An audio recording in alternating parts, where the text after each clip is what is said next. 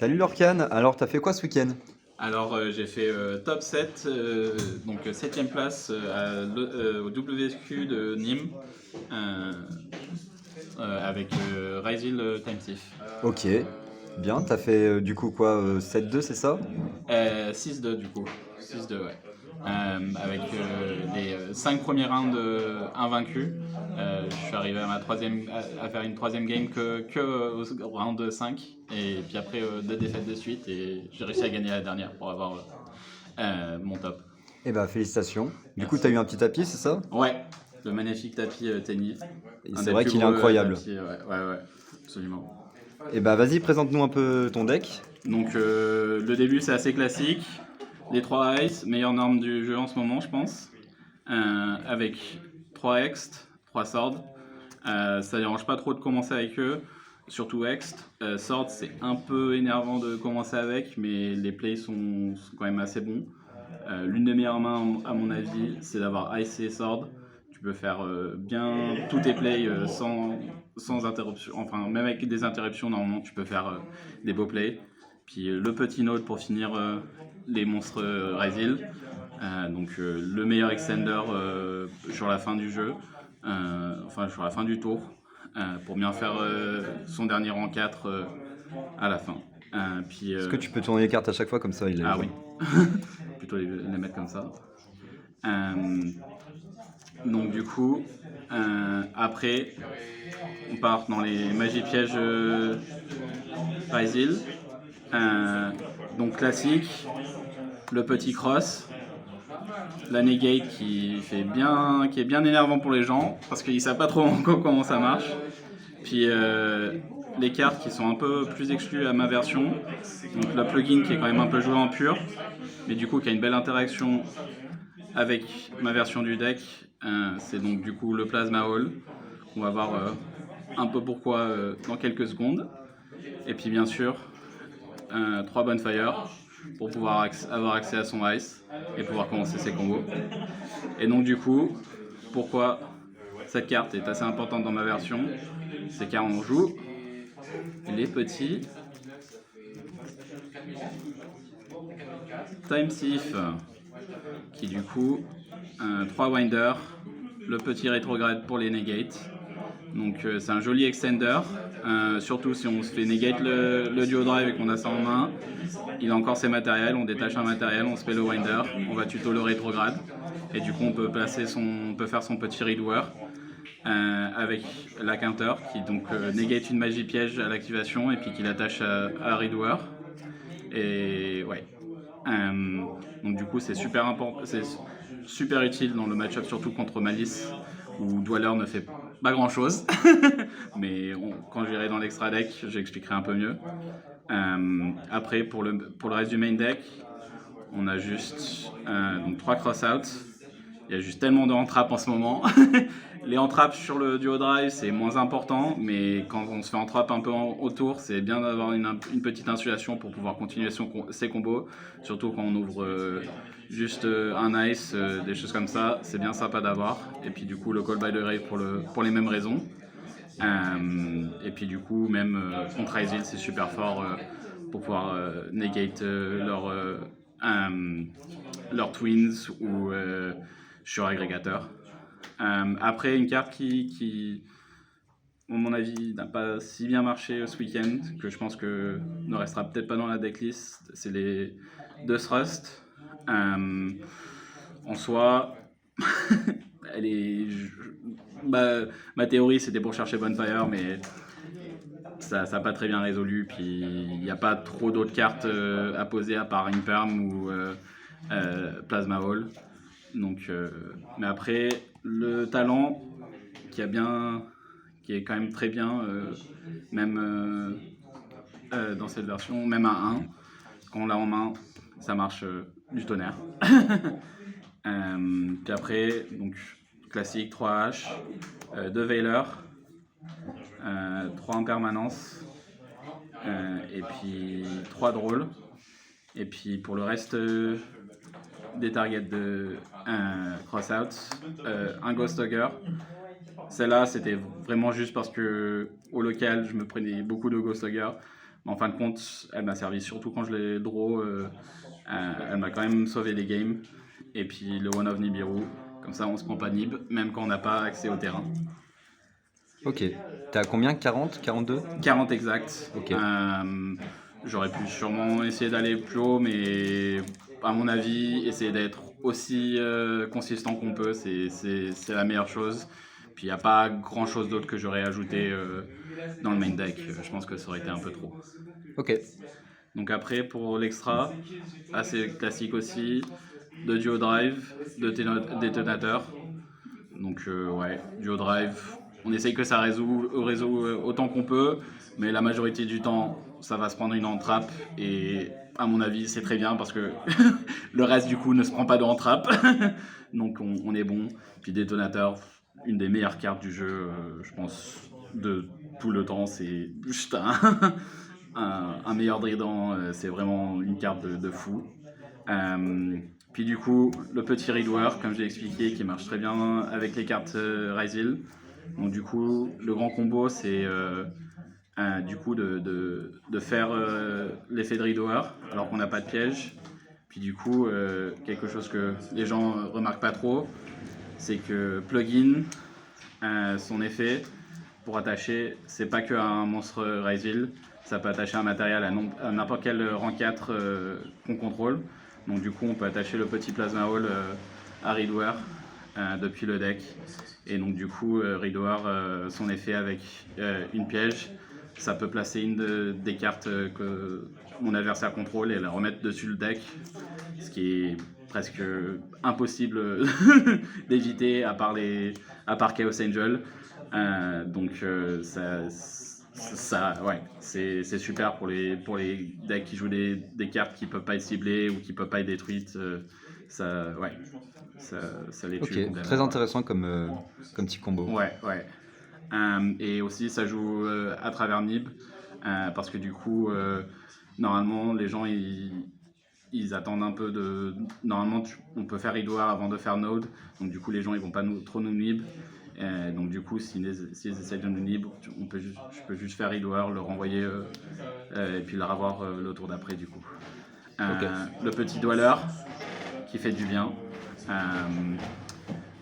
Très fort contre certaines versions de Ryzil, en particulier les versions Finsmith et puis Mitsurugi. Donc ouais, pas d'effet dans le cimetière, ça tue quand même beaucoup de stratégies. Puis ça peut être aussi assez fort contre Blue Eyes, qui est assez populaire en ce moment. Parce qu'ils n'ont plus les récursions du style de Maiden, donc c'est assez fort. Le Tornade, le Dragon Tornade, à mon avis, une carte qui est franchement beaucoup plus forte que ce que je pensais moi. Encore une fois contre Blue Eyes, pouvoir faire ça sur True Light, s'ils n'arrivent pas à avoir un effet de protection, c'est absolument tueur. Puis il y a beaucoup de gens qui essayent pour essayer de m'arrêter, ou enfin d'arrêter les decks, essayent de poser une carte.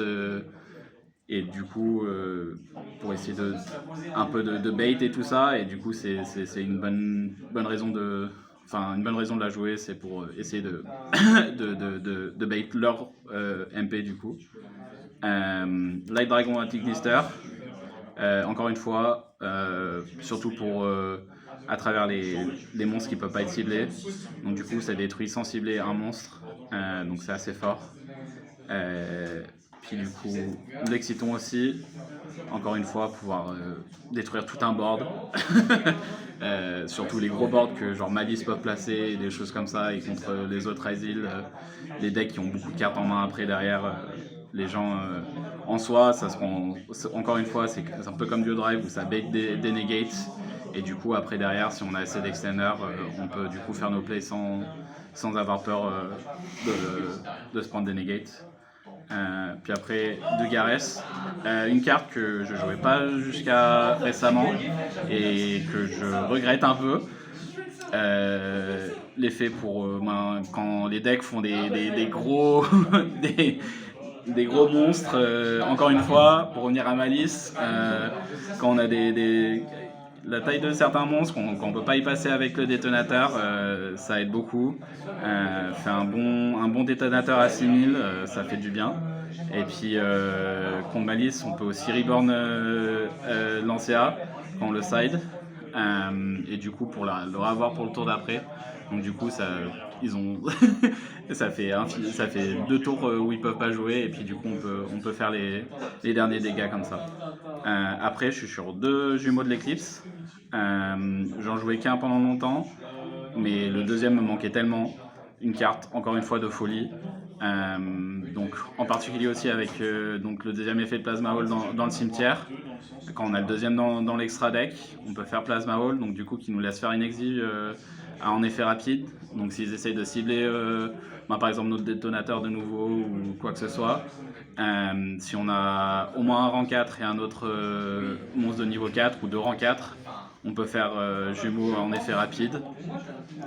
Donc si on n'a pas eu déjà accès aux jumeaux et qu'on a juste envoyé agrégateur, on peut le faire ça, comme ça on peut avoir notre détonateur s'ils essaient de le détruire.